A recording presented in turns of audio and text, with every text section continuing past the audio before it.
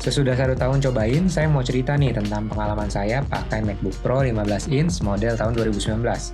Setahu saya ini MacBook Pro ukuran 15 inch terakhir yang keluar dari Apple sebelum digantikan dengan yang ukuran 16 inch. Kalau mau cari laptop ini mungkin harus berjuang sedikit, karena dari auto reseller udah nggak ada yang jual saya lihat. Jadi harus cari di marketplace atau second hand dari orang lain. Tapi seharusnya review ini secara umum juga berlaku untuk MacBook Pro 16 inch model tahun 2020. Karena sesudah saya bandingkan secara spek nggak terlalu jauh berbeda. Yang mungkin perlu diperhatikan, model 2019 ini masih menggunakan butterfly keyboard yang sering dikomplain oleh banyak orang. Dan nggak ada tombol escape yang dedicated. Impresi pertama saya dengan laptop ini harganya yang nggak nanggung-nanggung. Terakhir saya lihat tuh masih di atas 35 juta, yang mana kalau beli laptop ataupun desktop udah dapat performa yang luar biasa dengan harga segitu. Tapi inilah yang sebagian orang bilang dengan sebutan Apple Tax, atau pajak dari Apple. Di review tentang iPhone, saya udah mention kenapa harga dan performa device Apple lebih mahal dan lebih bagus dibanding dengan device merek lainnya.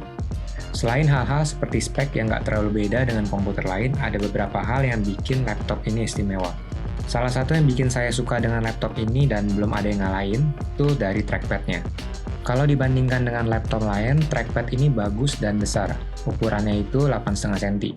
Trackpad ini sebenarnya solid. Kalau ditekan tapi dalam kondisi laptop lagi mati, neken trackpad ini sama aja seperti neken permukaan solid lainnya. Nggak ada bagian yang clickable. Tapi dengan teknologi yang namanya haptic feedback ini, ketika nyala, laptop ini bisa simulasi getaran yang hampir sama persis ketika kita neken sebuah tombol.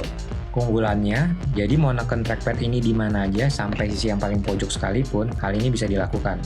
Belum lagi ditambah berbagai gerakan jari yang bisa diatur untuk jalanin sebuah shortcut tertentu, bikin pengalamannya nggak tergantikan dengan trackpad komputer lain. Selain itu, yang paling penting, semua device Apple dari segi keamanan bisa dibilang nomor satu. Selain karena operating systemnya, ada juga tambahan hardware yang disebut T2 chip.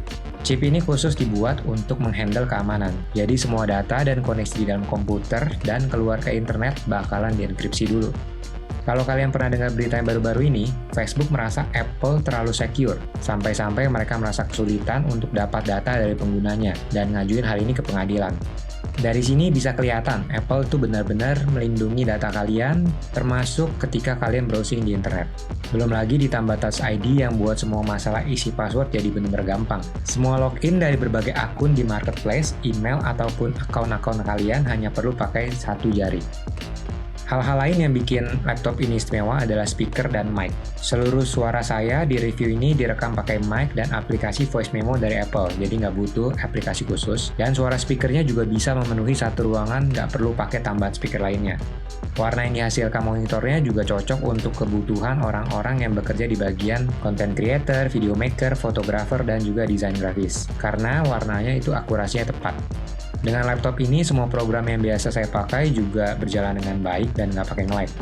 Di luar ruangan yang terang sekalipun, layar ini tetap bisa kelihatan dengan baik karena layarnya itu bisa diterangin sampai kadang bikin mata sakit. Tapi dari semua ini ada laptop lain yang perlu kalian pertimbangkan. Nggak lain dan nggak bukan itu datang dari Apple sendiri. Akhir tahun 2020 kemarin, Apple ngeluncurin MacBook dengan chip buatan mereka sendiri yang disebut M1. Yang mana MacBook dengan chip ini hampir ngalahin semua MacBook Apple edisi sebelumnya, termasuk model yang saya pakai kali ini nih. Yang paling bagus, MacBook itu bisa dibeli dengan harga setengahnya dari laptop ini. Wah, itu udah penawaran yang bagus banget kalau menurut saya, kayak di diskon dengan setengah harga. Walau ukurannya hanya 13 inch ya. Tapi kalau kalian mau bersabar lagi, ada kabar baik lainnya. Ukuran 16 inch kemungkinan besar akan muncul di akhir tahun 2020 ini. Semoga aja juga disertai dengan generasi kedua dari chip baru dari Apple. Saran saya lebih baik nunggu sampai akhir tahun baru kalian menentukan pilihan.